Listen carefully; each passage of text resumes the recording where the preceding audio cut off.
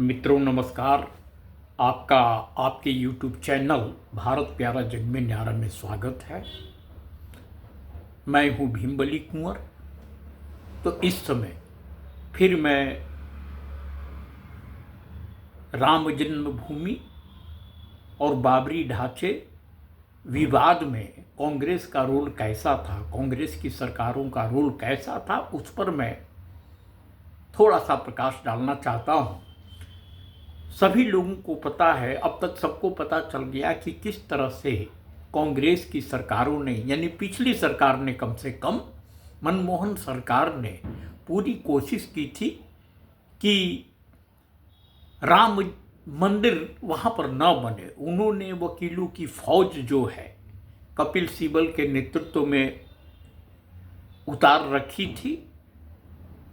कोशिश यही कि किसी तरह से राम मंदिर न बन पाए। ये तो सबको मालूम है। और यह भी मालूम है कि कांग्रेस की सरकार यानी मनमोहन सरकार ने सुप्रीम कोर्ट में एफिडेविट दिया था कि राम काल्पनिक है। कहने का मतलब कि राम से संबंधित राम सेतु का कोई मूल्य नहीं है, और राम जब काल्पनिक हैं तो उनके जन्म स्थान का झगड़ा ही नहीं है। मतलब हिंदू लोग जो है अननेसेसरी ये ट्रबल क्रिएट करने की कोशिश कर रहे हैं, क्योंकि राम काल्पनिक है। ये कांग्रेस का स्टैंड रहा है। तो ये तो मनमोहन सिंह सरकार का स्टैंड रहा है, जो सोनिया गांधी के निर्देशन में काम करती रही थी। सोनिया के इशारों पर मनमोहन चलते थे, उनका कोई वजूद नहीं था। वो प्राइम मिनिस्टर थे, लेकिन एक्सीडेंटल प्राइम मिनिस्टर थे, ये तो सबको मालूम है। अब नेहरू के बारे में भी एक वीडियो मैंने जारी किया था, जिसमें मैंने इस बात पर प्रकाश डाला था कि जब राम जन्मभूमि यानी जिस स्थान पर राम की मूर्ति प्रकट हुई थी, रामलला की मूर्ति प्रकट हुई थी,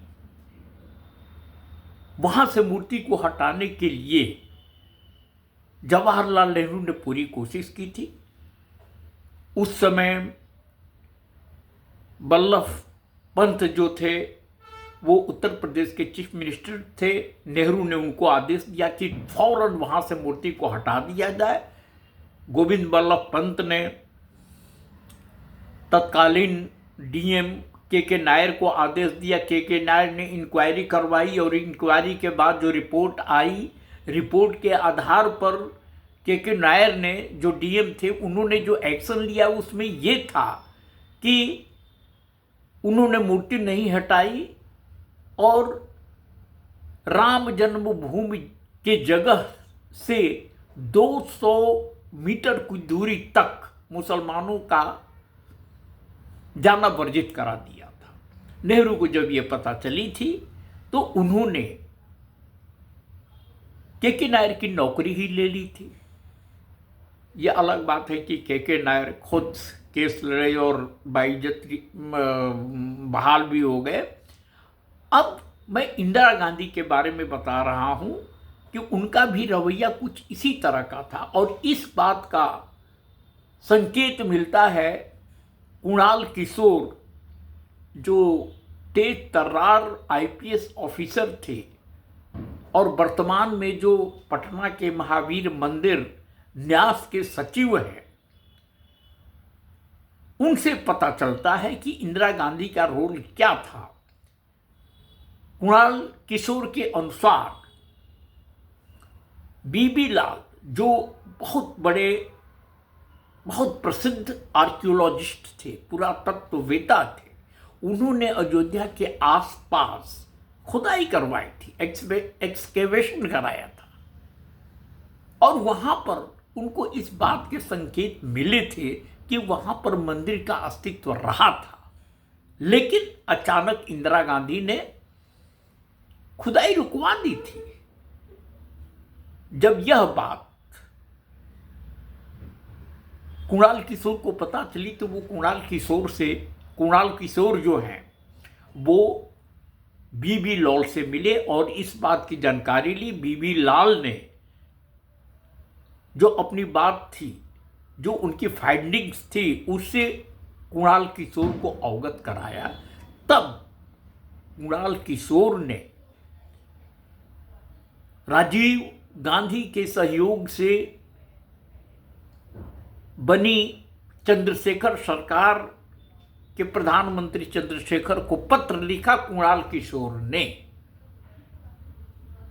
और उन्होंने इस बात की तरफ इशारा किया कि वहां पर प्रबल संभावना है कि वहां पर एक मंदिर था। इसके बाद आप लोगों ने देखा होगा कि चंद्रशेखर ने बहुत सी कोशिश की कि वहां पर किसी तरह से दोनों पार्टियों के बीच में सेटलमेंट हो जाए और समस्या का समाधान हो जाए, लेकिन उनकी सरकार कुछ दिनों के लिए रही और ये काम पूरा नहीं हो सका। तो मेरे कहने का मतलब है कि कांग्रेस सरकारों का रवैया नेहरू के जमाने से लेके अब तक हिंदू धर्म के प्रति, राम के प्रति नकारात्मक रहा है। इसके बावजूद भी अगर हिंदू कांग्रेस को वोट देते हैं तो इसमें बड़ा आश्चर्य होता है। मैं यही बात आप लोगों के सामने रखना चाहता था। आपसे फिर मैं मिलूंगा किसी दूसरे वीडियो में। तब तक के लिए मैं आपसे विदा लेना चाहता हूं, और विदा लेने के पहले फिर मैं वही रिक्वेस्ट करूंगा कि अगर आपको मेरा वीडियो अच्छा लगा हो, उसमें कुछ चीज़ें आपको नज़र आई हो, तो कृपया आप मेरे वीडियो को लाइक कीजिए और चैनल को सब्सक्राइब कीजिए। आपका बहुत बहुत धन्यवाद। भारत माता की जय। वंदे मातरम। जय हिंद।